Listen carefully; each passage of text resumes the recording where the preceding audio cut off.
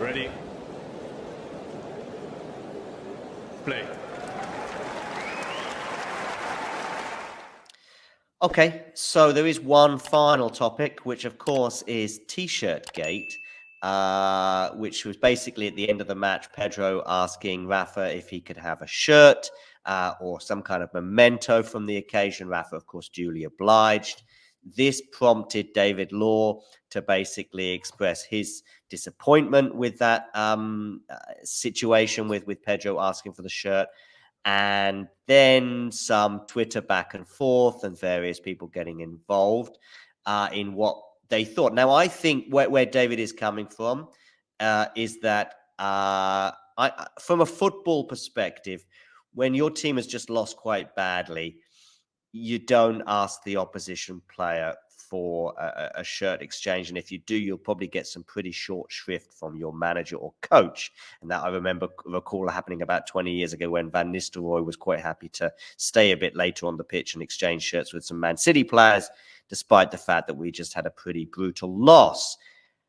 However, that is sort of one take on it. And of course, I think just to add another layer to that take, we often see players go in against the big three, whether it be, I remember Nadal against Federer a few years ago at the US Open, or many players as well, especially of the same nationality, playing Djokovic. And of course, we've seen with Nadal, with Korda having his cat named after him, and so on and so forth. And then I think as fans, people go in and they think, this guy's not going to be trying hard enough or have the right mentality to challenge Pedro, for example, in this moment. And that's where I think David is coming from. Now, the other side is, what's wrong with it? You know, he's actually given everything. He's not won the match, but he's done absolutely everything he possibly can. And to be honest with you, if that was me playing Rafa Nadal, I would probably do the same. Maybe I would catch him at another moment if I possibly could, somehow, somewhere along the lines.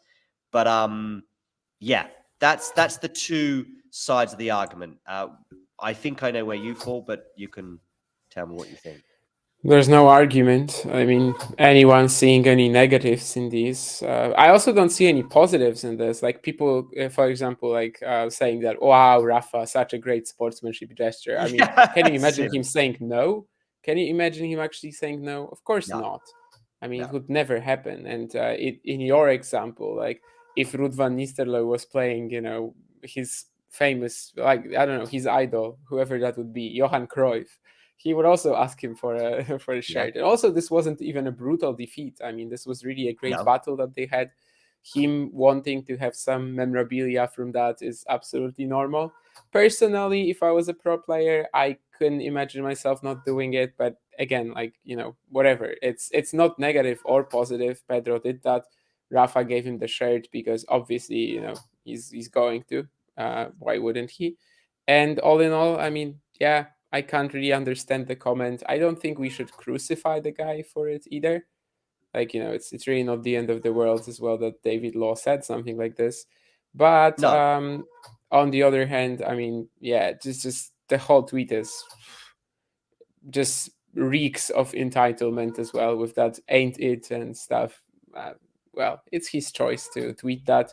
It's his choice. I mean, I didn't even respond to him there when he said souvenir and 2 question marks. I'm pretty sure he knows what the word souvenir means. So I think the discussion was over. But yeah, it's a bit sad that people feel the need to tweet something like that. But well, what can I do? To me, that's really not a big deal, or not even anything that we should be like writing books about in a positive way either. I mean, it's really neutral to me. I think I feel a bit stronger about some of the Rafa's an amazing guy for doing it actually than because I just think that's so such a silly thing to say. Yeah. I think it's a sort of I think it's a football mentality that David is hinting at there, and that. But actually, Terry, Djokovic fans go for David Law a lot more than Rafa and Roger fans do, particularly during the COVID period. So I don't 100% tell you now, Terry, he's not a Djokovic fan. But Yep. Okay. Well, that is T-shirt gate. I've given sort of my viewpoints on it. I don't really. I Have don't think, by the way, that like Djokovic fans going at him has to mean that he's not a Djokovic fan, right? No, I mean, no, that's no. That's true. Yeah, yeah. But everyone. Like we you don't know, want to take the Djokovic anything fans you on this say show. about the big three on Twitter, yeah, like you're gonna find people who one day are going to tell you you can't be such a Rafa fan. The other day they're gonna tell you can't be such a Novak fan. It's just what happens, right? Yeah. But anyway, I think that there was possibly a hint of concern that whether maybe Pedro was putting in everything, but sometimes these players can overawe you, and perhaps maybe some people might see asking for a shirt at the net as a symptom of that. I would look at it the other way around. I would just say, listen, he did absolutely everything he possibly could to win that tennis match. Yes, he might be overawed, just like, visiting teams to Anfield or Old Trafford 15 years ago, but not now, might have felt. It's just the nature of the beast when you win 22 Grand Slams and you're playing in front of your home crowd. Maybe we're all going to grow up and have heroes.